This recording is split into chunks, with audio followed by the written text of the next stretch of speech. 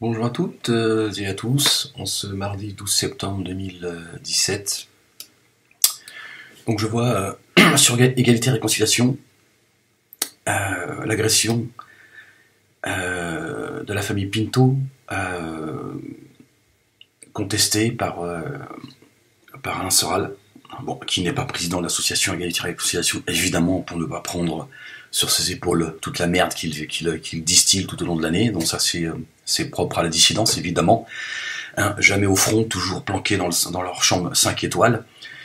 Cambriolage antisémite, donc entre parenthèses, entre guillemets, de Livry-Gargan, 2 points, la victime présumée liée à Israël. Donc déjà on voit tout de suite déjà le titre de l'article qui balance un message à la sphère anti-israélienne, anti-juive. Il est lié à Israël, donc ce qu'ont vécu la famille Pinto, c'est pas volé. Alors, Roger Pinto, qui déclare avoir été agressé et cambriolé par 3 jeunes gens de race notoire, qui déclare avoir été un militant ultra-sioniste lié à l'ambassade d'Israël. C'est comme si que ça justifiait l'agression antisémite. L'allégation selon laquelle une famille... Alors, une presse française au garde à vous, point d'interrogation. Donc on met un point d'interrogation pour dire, non, c'est une question que l'on pose. L'allégation selon laquelle une famille juive de Livry-Gargan, Seine-Saint-Denis, aurait été agressée, dépouillée, séquestrée et dépouillée par des là, entre guillemets, entre parenthèses, malfaiteurs antisémites, fait l'objet d'un traitement quasi uniforme dans l'ensemble des médias hexagonaux.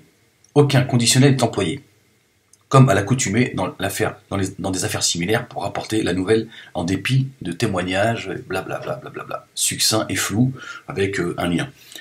Donc on a une vidéo d'une petite minute. Qu'est-ce qu'elle dit ?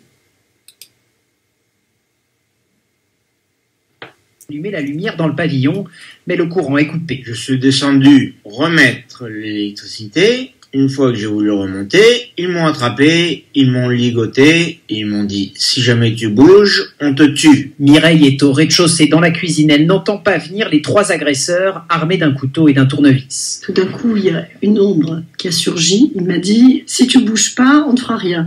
Moi, évidemment, j'ai crié, je me suis débattue. Les cris de sa femme, Robert, les entend. Il est dans sa chambre au 1er étage. Je descends, je rentre dans la cuisine, bang, il y en a un qui m'assomme. Et c'est là que le cérémonial terrible a commencé. Votre argent, vous êtes des juifs, etc., etc. À ce moment-là, Mireille décide de ne plus bouger. Je me dis, eh bien, peut-être qu'on n'a pas de chance d'en sortir justement parce qu'on est juif. Et mon mari, qui voulait se lever à plusieurs reprises parce qu'il voulait pas rester passif, je l'ai obligé à rester assis. Parce que je savais que peut-être, ça allait se terminer très mal. Elle parvient finalement à appeler la police. Les agresseurs prennent la fuite avec dans leur sac 150 000 € de bijoux. Un reportage est signé Martin Fenot.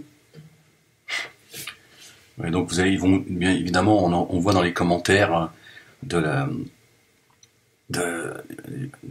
l'article 150 000 € de bijoux, etc., etc. Donc on vient justifier une fois encore, on vient expliquer on nous explique que c'est des gens qui n'ont pas d'argent, mais qu'est-ce qu'ils font avec 150 000 € de bijoux, etc., etc.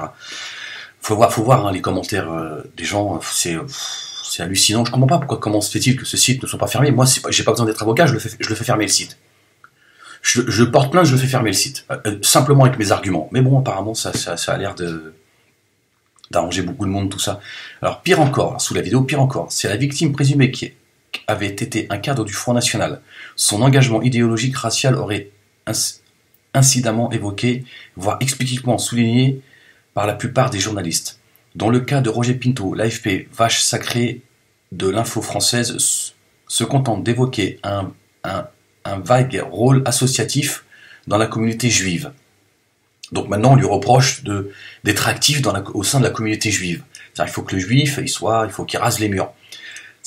Non, mais faut voir un peu ce qui est distillé, hein. C'est extraordinaire. Que font ces associations soi-disant qui combattent l'antisémitisme, le racisme et tout? Ça, c'est en permanence sur Égalité et Réconciliation. C'est tout le temps. Hein. C'est tout le temps qu'on dégueule, qu'on monte les uns contre les autres. C'est hallucinant, quoi. Pinto est un simple militant de base. Point d'interrogation.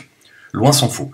Comme illustrent ces 3 vidéos de ses interventions passées, l'octogénaire qui estime judicieux de souligner à l'antenne de la communautarisme,